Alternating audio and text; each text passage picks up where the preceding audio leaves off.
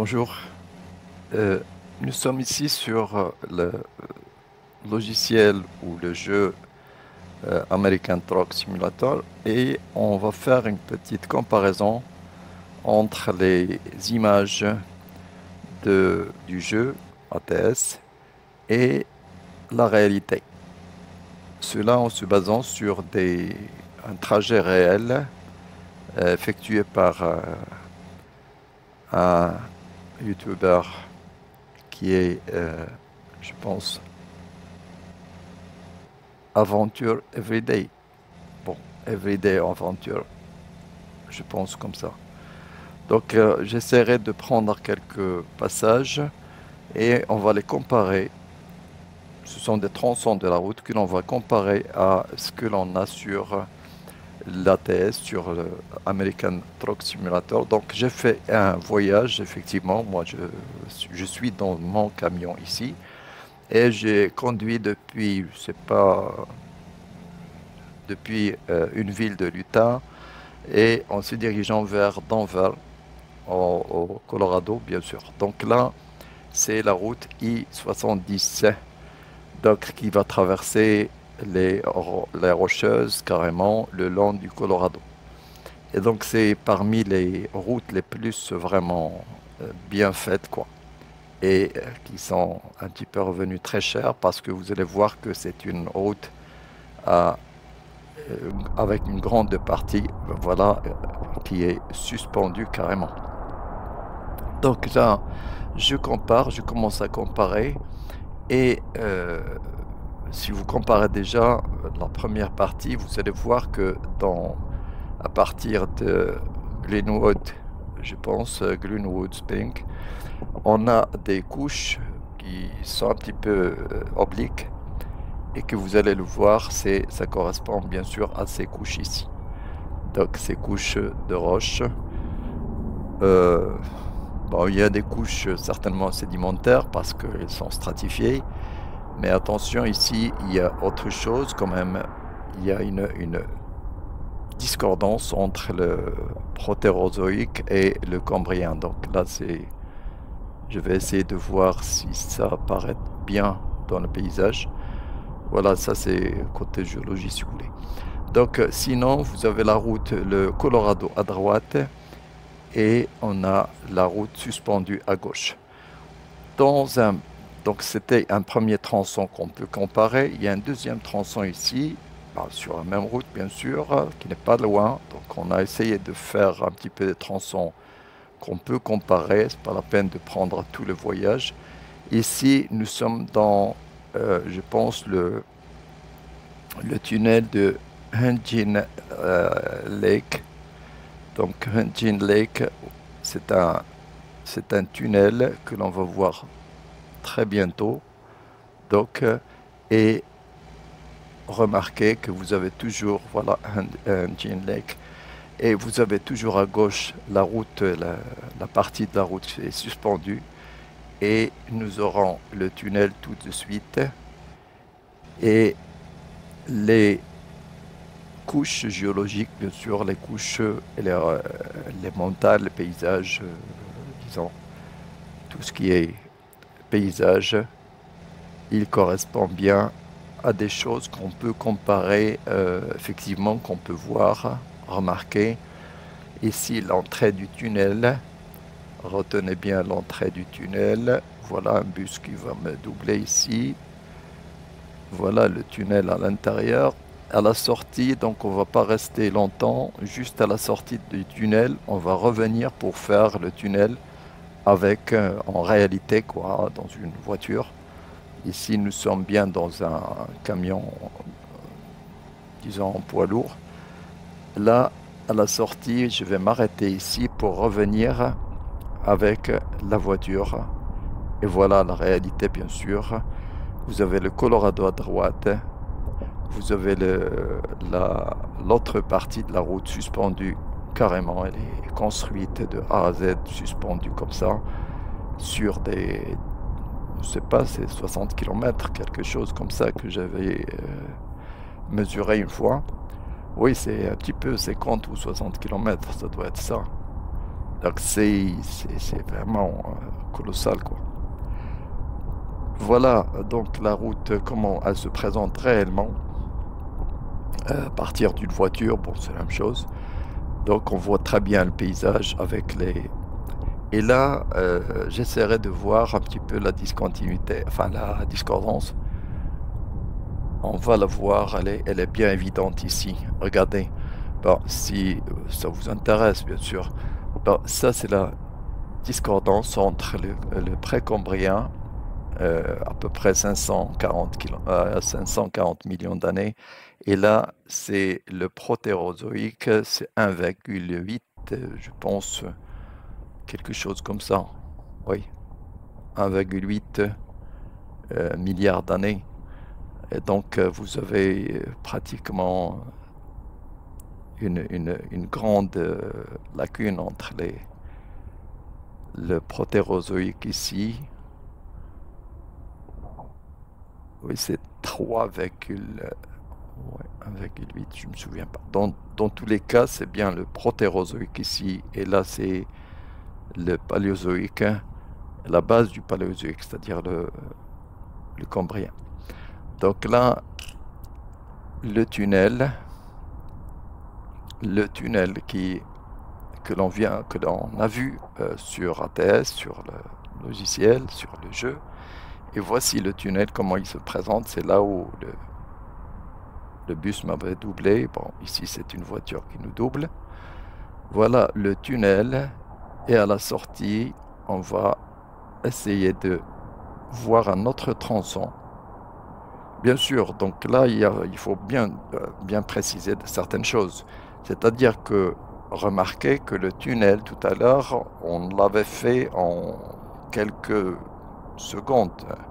Enfin, une dizaine, voire 30 secondes ou quelque chose comme ça. Mais là, ça va durer beaucoup plus longtemps parce que ça, c'est réel. Alors que sur le jeu, il y a une réduction de, je ne sais pas, de 1 sur 4, je pense. Donc 1 sur 4, c'est-à-dire que si vous faites ici 8 minutes, vous allez faire dans le jeu 2 minutes. Donc c'est ça un petit peu c'est ça un petit peu de 1 sur 4. Donc là, voilà, vous pouvez comparer, ça c'est réel, pratiquement, et aussi l'enregistrement sur la vidéo du jeu est réel. Bon, enfin, c'est le temps que la vidéo a duré. Donc là, c'est la sortie du tunnel. On va encore surveiller la route ici. Regardez, la route suspendue. Cette route suspendue, elle va plonger à un certain moment, elle va passer par un tunnel. C'est-à-dire, la route de gauche va traverser le tunnel, alors que celle de droite sur laquelle nous sommes, bah, elle va rester pratiquement le long de l'ouest. Elle ne va pas, euh, disons, traverser la montagne. Donc là, on voit très bien la route qui va plonger et elle va passer à un certain moment au niveau par un tunnel. Le voici, on commence à le voir. Voilà le tunnel. Voilà, voilà le tunnel à gauche. Bon, la même chose, on va la suivre dans la réalité. On va la suivre et le Colorado qui paraît très bien avec des eaux bien évidentes ici, surface de l'eau, de la rivière, quoi, du fleuve, quoi. C'est un fleuve. Et voilà, donc la route suspendue de gauche qui va longer carrément et va passer dans le tunnel. Donc ça, avec bien sûr les paysages, surtout les couches géologiques. Ici, c'est déjà, je pense qu'on est presque au niveau de la discordance. Oui, c'est ça. Je me suis arrêté une fois pour voir vraiment les détails. Mais je pense que nous sommes ici vraiment le niveau de la discordance, de Great Discontinuity. Donc là, c'est Unconformity. Donc ils appellent ça de Great Unconformity les Américains. Donc là, c'est la grande discordance à ce niveau. Voilà la route qui va plonger dans le tunnel. Donc elle va traverser carrément le tunnel. Et c'est exactement comme ça que l'on l'a sur le jeu ATS. Bien sûr, voici le tunnel. Je reviens ici pour un deuxième tunnel, je pense, oui, un deuxième tunnel. Donc on va traverser euh, toujours cette grande vallée le long du Colorado et on va arriver sur, je pense, oui, un tunnel je sais pas, de- un président, il est au nom d'un président américain, Eisenhower, je pense, Eisenhower. Oui, je pense Eisenhower. Donc là, voilà, donc là, c'est les paysages que l'on va un petit peu prendre du temps à voir, hein, pourquoi pas. Parce que quand même, j'ai fait, moi, ce voyage depuis Salt Lake City, je pense, oui, depuis Salt Lake City jusqu'à Denver. Donc là, j'ai pris mon temps quand même pour faire le voyage euh, sans problème. Et là, j'ai eu l'idée de comparer avec quand même la réalité. Bien sûr, je reviens et je dis encore une fois que il y a bien des réductions qui sont faites. Et bien sûr, il y a l'IA, c'est-à-dire l'intelligence artificielle qui fait le reste. C'est l'intelligence artificielle qui va vous faire arriver des camions, des routes, vous faire doubler, ou encore croiser avec des camions. Et tout ça, c'est généré par l'IA, bien sûr. Donc, comme vous pouvez le voir, les jeux sont déjà très, très avancés quand même. Ils sont toujours, les jeux étaient toujours très avancés, très en avance sur ce que l'on peut arriver à faire euh, dans la réalité ou dans d'autres secteurs. Ben, pourquoi? Je ne sais pas. C'est parce que c'est un moyen de jeu, quoi. C'est un moyen d'argent. C'est une source d'argent quand même, les jeux. Donc, remarquez ici les couches à gauche qui sont plongeantes un petit peu vers le nord, là.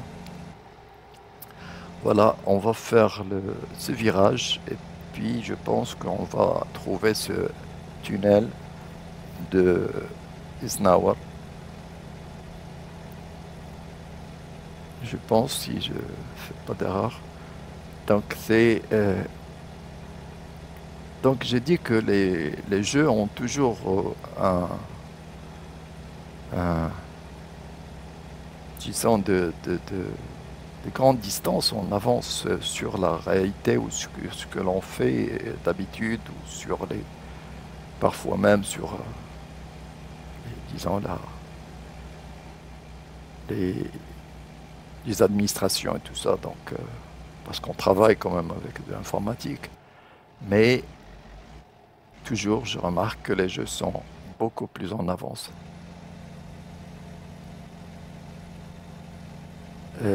Pourquoi? Parce que, effectivement, parce que c'est général quand même. Si vous voyez un petit peu ce que l'on peut faire par l'intelligence artificielle sur, je sais pas, sur Microsoft Flight Simulator ou encore même sur ATS ici ou sur euh, Euro Truck Simulator ou encore sur Forza ou autres jeux ou même des jeux beaucoup plus, disons, c'est surtout les simulateurs. Les jeux, bon, ça reste un petit peu à discuter, mais les simulateurs sont, regardez là, c'est fantastique quand même. Regardez, c'est pas des voitures qui vont s'entrechoquer comme ça. Non, regardez, ça fait un feu rouge, ça fait un freinage, il reste dans sa ligne, il va pas faire n'importe quoi. Les camions ici, tout ça, c'est géré par l'intelligence artificielle, tout ça, bien sûr. Et ce n'est pas quelque chose qui va se répéter. Lorsque vous allez faire le jeu, vous aurez une autre situation tout à fait nouvelle. Donc ça, c'est pas quelque chose qui se répète, quelque chose que l'on va faire par des morceaux comme ça, des briques que l'on va monter. Non, non, ça c'est très, C'est beaucoup plus compliqué quand même, beaucoup plus complexe. Regardez. Donc ça, c'est très intéressant à voir quand même. Et que l'on peut, donc, si on arrive, moi je pense comme ça, si on arrive un petit peu à faire des simulateurs pour, je sais pas, dans d'autres domaines qui se rapprochent un petit peu de la simulation que l'on peut voir ici, ah ben, ce serait impeccable, quoi. Ce serait vraiment impeccable. Parce que, voilà, c'est ça ce que je veux dire. Donc, les jeux sont beaucoup plus une source d'argent directe. Voilà, ça c'est... euh, ouais, c'est Eisenhower, je pense. Ouais. 1979.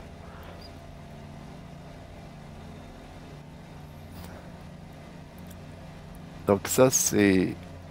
Nous sommes bien sûr ici sur le jeu ATS. Allons, on va juste à la sortie du tunnel, on va revenir et pour voir un petit peu la réalité de cette route I-70.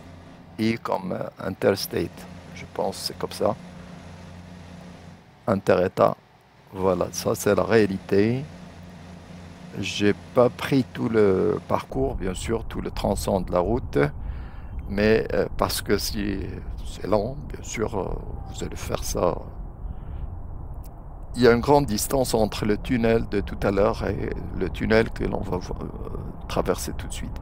Donc c'est pour ça que je n'ai pas pris tout le parcours, mais uniquement une petite partie pour voir le paysage, pour voir, si vous voulez comparer, vous pouvez toujours revenir en arrière sur la vidéo pour voir un petit peu s'il y a des similitudes et disons, des choses que vous pouvez reconnaître facilement. Ben, je ne sais pas, on peut reconnaître cet espace ici dénudé. Je l'ai vu tout à l'heure, je pense, sur la vidéo, avec les arbres. Et les arbres sont bien reproduits sur le ATS.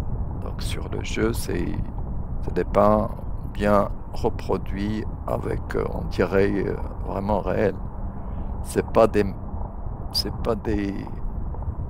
disons, c'est pas un réseau qui va se répéter comme ça, non. C'est presque individuel. Les arbres sont presque reproduits individuellement. Donc là, c'est vraiment... C'est génial quand même. C'est ce qui montre que les jeux sont largement... Ils distancent largement la réalité. Bah, ouais, c'est comme ça. Bon. Moi, si je peux reprendre des séquences des jeux, je peux les reproduire par exemple, ou des sortes de... Je sais pas, de parties de logiciels que vous pouvez reproduire en géologie ou en d'autres sciences, ça serait vraiment impeccable. Géologie, en biologie, en écologie et tout ça, donc ça peut avoir des applications extraordinaires, bien sûr. Mais malheureusement, il faut toujours, c'est des sociétés, c'est des sortes de compagnies qui travaillent dans un groupe très restreint. Ils gardent toujours leur programme en secret carrément. Bah oui, c'est comme ça.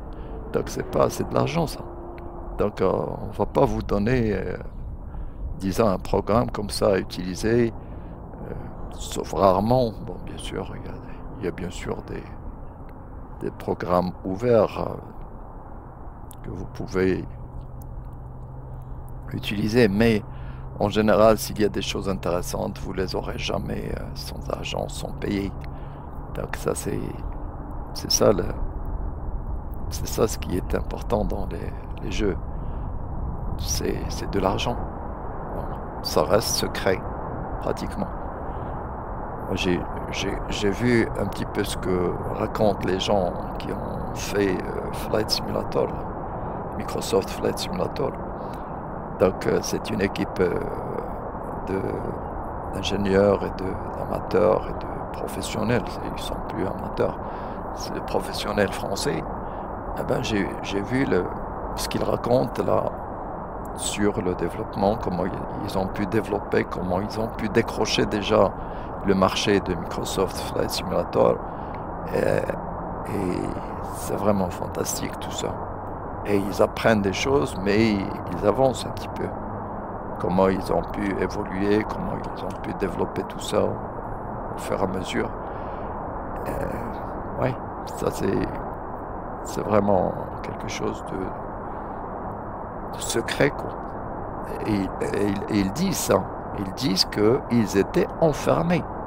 Ils étaient enfermés dans des sortes de, disons, de bâtiments. On n'a plus le droit de parler avec qui que ce soit parce que vous manipulez des choses qui sont totalement secrètes, qui ne doivent pas être divulguées, que les autres compagnies ne doivent pas savoir, pour avoir une grande part du marché.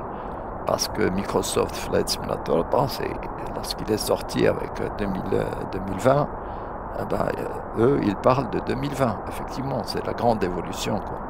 C'est même pas 2024 parce que ils sont toujours là pour développer davantage parce que c'est eux qui s'occupent toujours de, de Microsoft 2024, mais c'est eux qui ont fait la grande évolution 2020. Parce que si vous connaissez de quoi je parle, Microsoft Flight Simulator, vous allez comprendre directement et vraiment ce que je dis.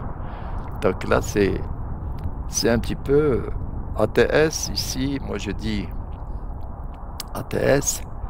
euh, voilà, ATS, c'est-à-dire Euro Truck Simulator ou American Truck Simulator, qui est le même jeu, quoi. Ils pouvaient très bien faire beaucoup mieux, je pense. Ils ont un petit peu assez d'espace, assez de marge pour faire beaucoup mieux et pour développer le jeu de telle sorte. Moi, je le dis toujours, pourquoi pas un petit peu axer sur le paysage, parce que j'ai bien besoin de voir ces roches, moi, les montagnes, qu'ils sortent un petit peu très très proches de la réalité. Ça peut être beaucoup plus joli, ça peut être beaucoup plus réaliste, et c'est beaucoup plus, disons, ça donne de, de- de- de quelque chose en plus au jeu. Euh, voilà, donc il y a ça, il y a bah, c'est tout un ensemble de techniques qu'ils peuvent faire, bien sûr, euh, et qu'ils rendent un petit peu le jeu beaucoup plus valorisant et beaucoup plus un petit peu interactif. Il est déjà interactif, mais on peut faire beaucoup mieux. On peut faire beaucoup mieux. Déjà, les cartes et tout ça sont... Voilà, regardez à droite. Là, j'aimerais bien que la montagne qui passe à droite ou celle de gauche soit beaucoup plus sortie avec les couleurs, les vraies couleurs, les vraies un petit peu teintes. Et s'il y a des choses vraiment intéressantes, qu'elles soient reproduites réellement, quoi, ou d'une façon très proche de la réalité. Donc ça, c'est ce que je dis, c'est-à-dire, moi, je pense que c'est un jeu extraordinaire parce que ça permet déjà de voyager virtuellement, ce qui est très bien, soit aux États-Unis, soit en Europe. Moi, Euro Truck Simulator, c'est la même chose. Et j'aimerais bien dire une chose, euh, pourquoi le Maroc ne fait pas, je dirais plutôt le ministère du Tourisme. Pourquoi pas? Parce que ça va aider les gens à reconnaître et à connaître le détail de la carte marocaine, des routes marocaines et tout ça, découvrir le paysage marocain.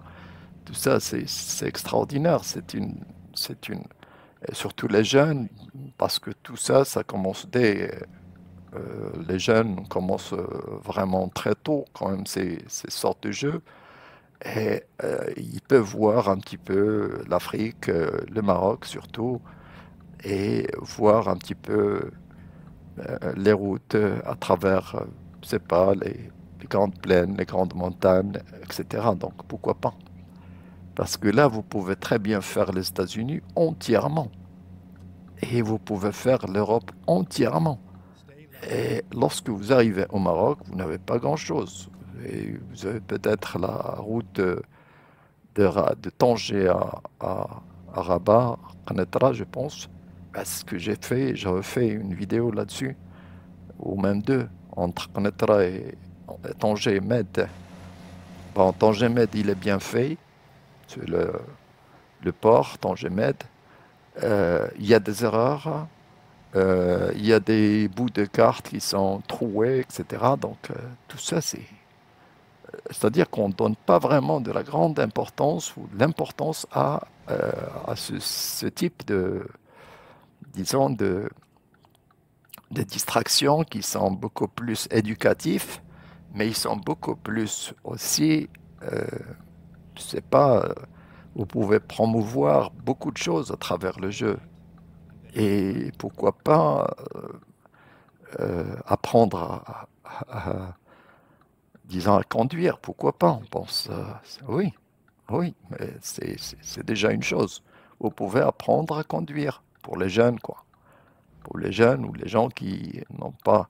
Ben, c'est une très bonne manière, très réelle pour apprendre à conduire et à savoir les routes, savoir un petit peu euh, disons, les difficultés, etc. Donc, regardez, il y a beaucoup de choses. On peut faire de la pluie, on peut faire de la neige, on peut faire du vent, on peut faire beaucoup de choses et on peut conduire la nuit, comme on peut conduire le matin, au milieu de la journée, etc. Donc tout ça, c'est bien réel, tout ça. Et ça, c'est à 100%, ça marche sur le jeu, bien sûr.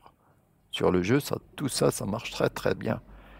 Donc voilà, donc c'est pas un jeu que l'on peut jouer comme ça, non. On ne peut pas le jouer comme ça. Bah, c'est un petit peu comme Flight Simulator. C'est-à-dire que si vous voulez conduire un avion, bon, vous devez savoir comment ça marche. Sinon, ça ne marchera jamais. Jamais vous ne pouvez voler et atterrir avec un avion. C'est un petit peu la même chose. Vous ne pouvez pas conduire un camion comme ça sans savoir comment ça marche et qu'est-ce qu'il faut faire exactement. Et voilà, donc là, c'est un petit peu ce que je voulais dire. Bah, j'ai pas insisté beaucoup sur la comparaison, c'est malheureux. Bon, j'ai pris enfin, j'ai parlé un petit peu dans d'autres choses, mais vous pouvez très bien revenir sur le jeu et voir un petit peu les, disons, les parties que j'ai présentées ici, les tunnels, certaines parties de la route. Bon, on peut aller beaucoup plus loin parce qu'il y a même les signalisations, il y a certains feux, etc. Donc la route et tout ça, c'est bien représenté. C'est bien représenté comme en réalité, quoi. Donc voilà un petit peu pourquoi j'insiste sur ce jeu. C'est un jeu, mais on peut apprendre beaucoup de choses sur ce jeu. euh, et on peut bien sûr prendre du plaisir aussi en voyageant à travers des routes que peut-être qu'on verra jamais en réalité. Oui, bah, c'est pas facile d'aller faire la route 70 au Colorado maintenant. Au moins, pour moi, je ne pense pas. Au moins, Je- on ne sait jamais. Mais vous pouvez faire, même si vous faites celle-là, bon, il y a d'autres routes que vous ne pouvez pas faire en Russie ou au Canada ou je sais pas, en Afrique. Voilà. Partout dans le monde, vous pouvez conduire sans problème. Et là, et voyager et voir un petit peu le paysage et voir la nature et voir aussi disons, le progrès chez d'autres pays, bien sûr. Oui, ça c'est extraordinaire de voir un petit peu une route suspendue sur, je sais pas, 70 kilomètres, je pense, 60 ou 70 kilomètres. C'est entièrement suspendu. Nous qui nous avons un petit peu un problème à traverser l'Ourika Tishka. Oui, merci. Au revoir. Merci.